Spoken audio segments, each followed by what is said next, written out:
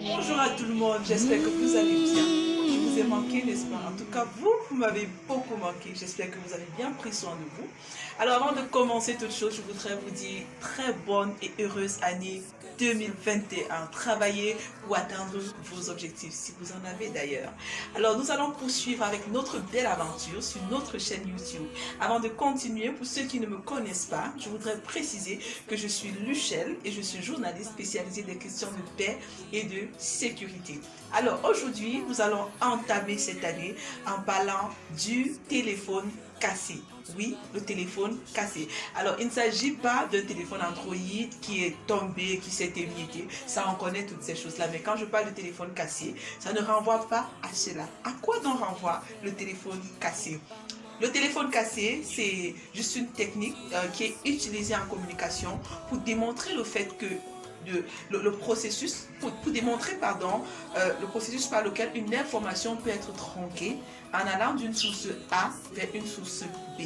Par exemple, je peux vous annoncer ce matin que nous allons parler du téléphone cassé et finalement vous allez transmettre à votre copain avec qui vous voyez regarder souvent mes vidéos et vous dites: ah tiens, est-ce que tu sais que Luchel a repris ses vidéos ce matin et elle a décidé de nous parler du téléphone brisé, vous voyez.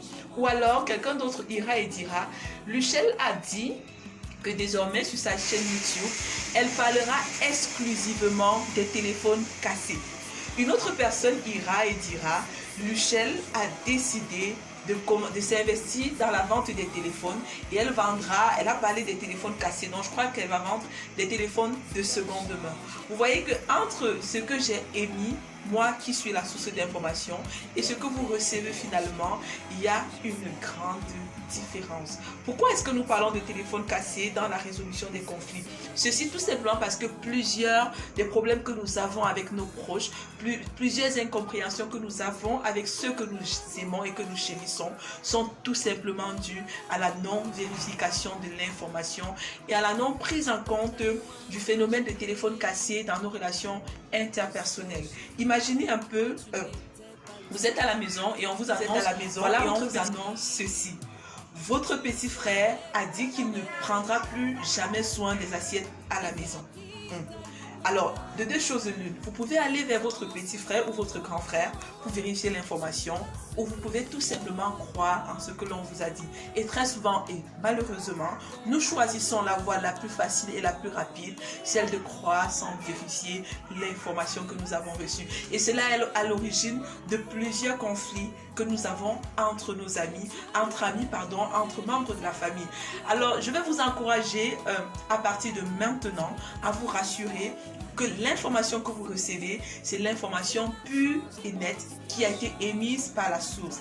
Et le principal moyen de vérification de l'information, c'est vraiment de prendre la peine et d'aller vers la source d'information. Sinon, un jour, je dirais sur cette chaîne YouTube que voilà, ce mois, nous allons parler de la résolution des conflits dans les couples.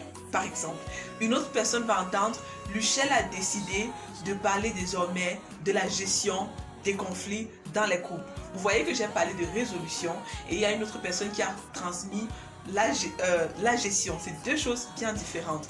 Une troisième personne dira: ah tiens, est-ce que tu sais que désormais Luchel ne parle plutôt que des couples dans ses vidéos? Elle a décidé de ne plus parler des conflits.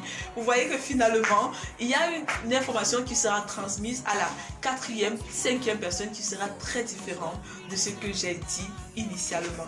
Alors, prenez bien soin de vous. J'espère que vous avez aimé. Vous pouvez partager la vidéo avec vos proches sur vos statuts WhatsApp, sur Facebook et sur les réseaux sociaux.